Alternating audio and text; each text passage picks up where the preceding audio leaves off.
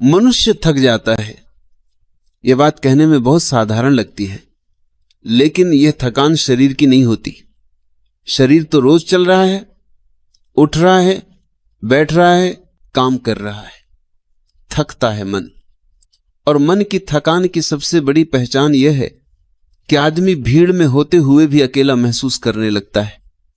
उसके चारों ओर आवाजें होती हैं, रिश्ते होते, नाम होते, पहचान होती, फिर भी भीतर एक सूना सा स्थान बना रहता है। उस सूनेपन का कोई नाम नहीं होता, पर वह हर दिन थोड़ा और गहरा होता चला जाता है।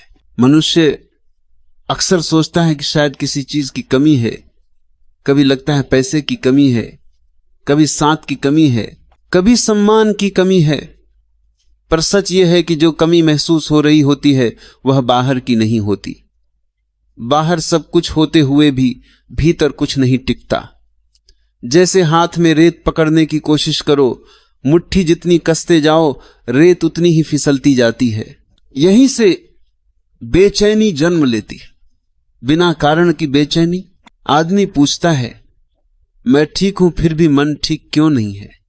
मेरे पास सब कुछ है फिर भी नींद क्यों नहीं आती?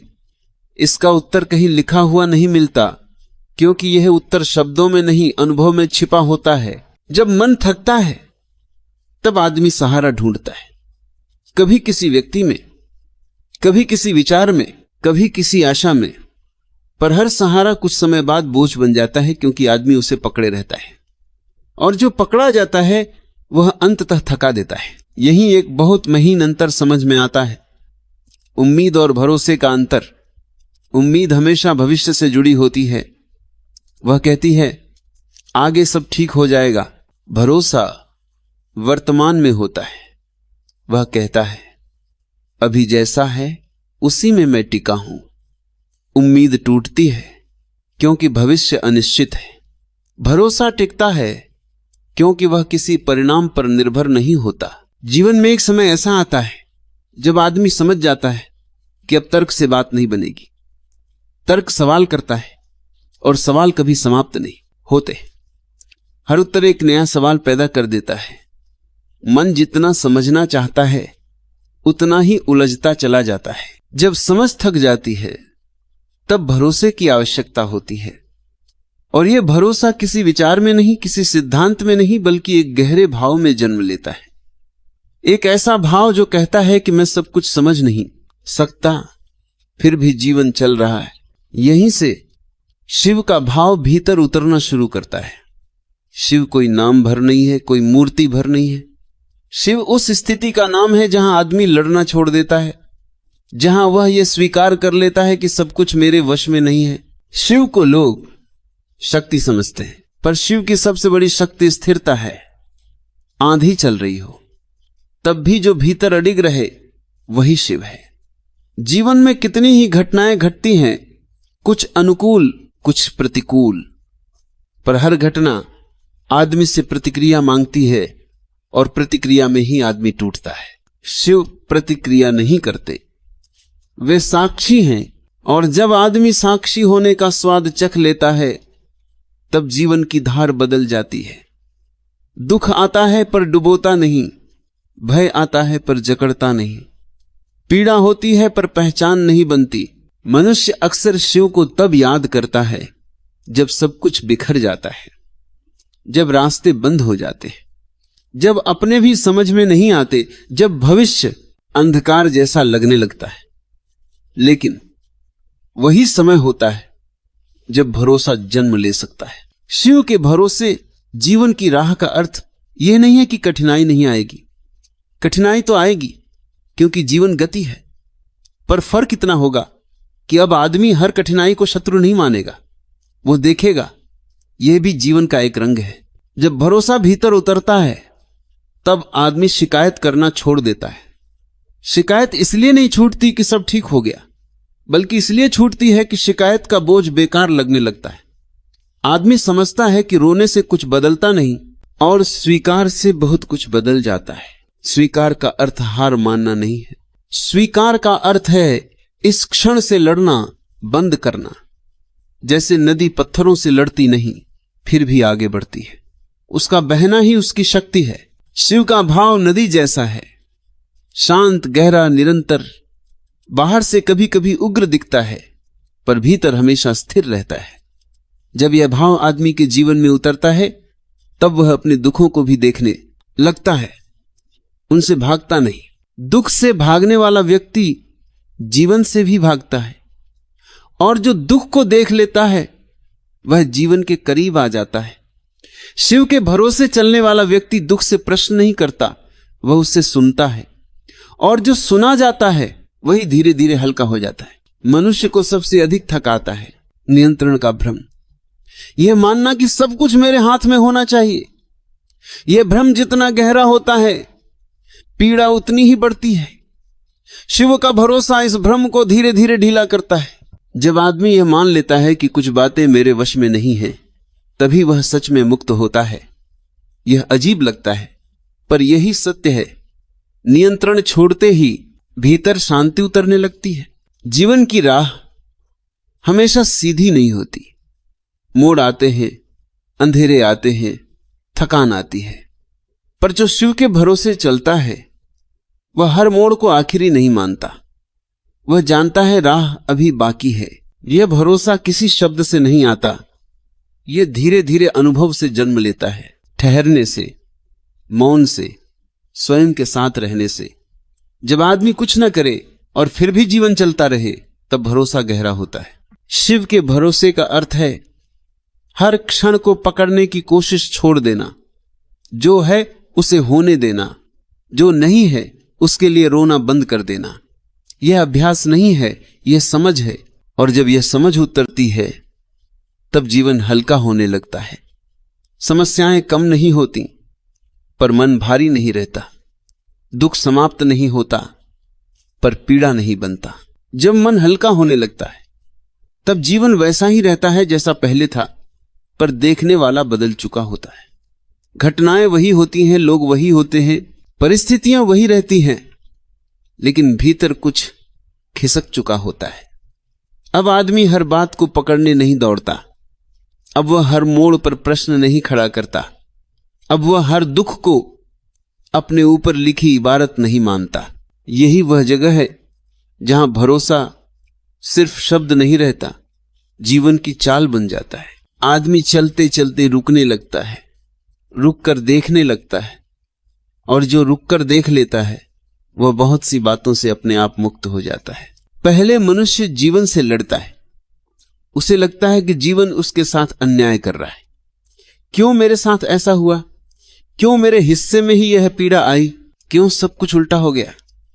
इन प्रश्नों में एक छुपा हुआ भाव होता है कि जीवन को मेरे हिसाब से होना चाहिए था। शिव के भरोसे चलने वाला व्यक्ति यह अपेक्षा छोड़ देता है। वह जीवन से यह मांग नहीं करता कि तू मेरी योजना के अनुसार चल। वह जीवन को वैसे ही स्वीकार करता है जैसे वह सामने आता है। यह स्वीकार मजबूरी नहीं है, यह गहरी समझ से उपजता है।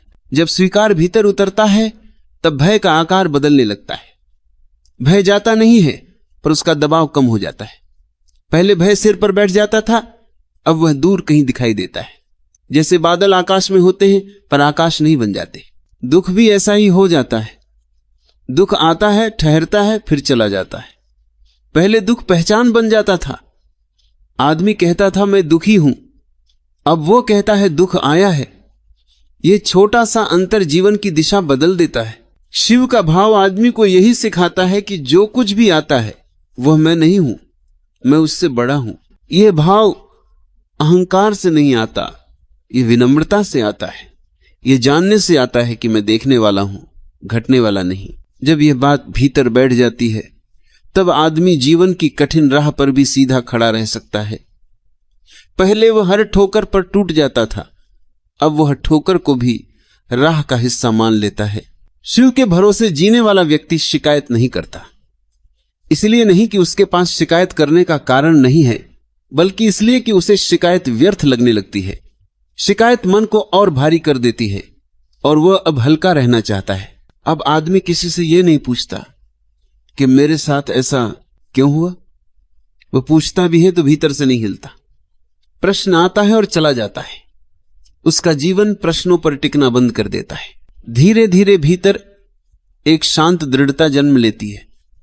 यह दृढ़ता कठोर नहीं होती, यह कोमल होती है पर गहरी होती है। जैसे मिट्टी में जड़ें फैलती हैं, दिखाई नहीं देती, पर पूरा पेड़ उन्हीं पर टिका होता है।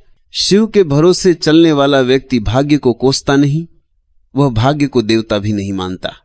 वह जानता है कि कुछ बातें बदली जा सकती हैं और कुछ को बदलने की जिद छोड़नी पड़ती है। यह भेद समझ में आते ही जीवन सरल हो जाता है। अब उसे हर चीज का परिणाम नहीं चाहिए। वह कर्म करता है पर पकड़ नहीं बनाता। वह चल रहा है पर मंजिल को सीने से नहीं चिपकाता, क्योंकि उसने देख लिया है कि जिद से पाया गया सुख भी बोझ बन जाता है। जीवन की सबसे बड़ी थकान इसी जिद से पैदा होती है। जल्दी पाने की जिद, ज्यादा पाने की जिद, सही साबित होने की जिद। शिव का भरोसा इन सब जिद्दों को धीरे धीरे ढीला कर देता है। अब आदमी को मौन डराता नहीं। पहले वह मौन से घबराता था, उसे लगता था कि मौन में सब टूट जाएगा। अब वह मौन में विश्राम पाता है। मौन में उसे जीवन का स्पंदन सुनाई देने लगता है। यह मौन कोई प्रयास से नहीं आता, यह तब आता है जब भीतर की दौड़ रुकती है, जब पाने की भूख थोड़ी शांत होती है, जब तुलना का बोझ उतरने लगता है। शिव के भरोसे जीवन की राह पर चलते हुए आदमी दूसरों को भी अलग नजर से देखने लगता है। पहले वह दूसरों को अपने सुख और दुख का कारण मानता था, अब वह देखता है कि हर व्यक्ति अपने ही बोझ से जूझ रहा है। यह समझ करुणा को जन्म देती है। करुणा कोई नीति नहीं होती, वह भीतर की गहराई से निकलती है। जब आदमी अपने बोझ को पहचान लेता है तब वह दूसरों के बोझ को भी समझने लगता है।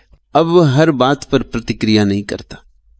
प्रतिक्रिया की जगह उत्तर आता है। प्रतिक्रिया तेज होती है, उत्तर शांत। प्रतिक्रिया चोट से आती है, उत्तर समझ से। जीवन अब भी चुनौती देता है, पर वह चुनौती दुश्मनी नहीं लगती, वह चुनौती अभ्यास जैसी लगती है। जैसे जीवन कह रहा हो, देखो अब तुम कितना स्थिर रह सकते हो। और कई बार आदमी गिर भी जाता है, भरोसा होने के बाद भी डर आ जाता है, चिंता घेर लेती है, मन भारी हो जाता है। पर अब वह इन स्थितियों से डरता नहीं। वह जानता है कि यह भी गुजर जाएगा। पहले गिरने पर वह स्वयं को दोष देता था, अब वह गिरने को भी मानव होने का हिस्सा मानता है।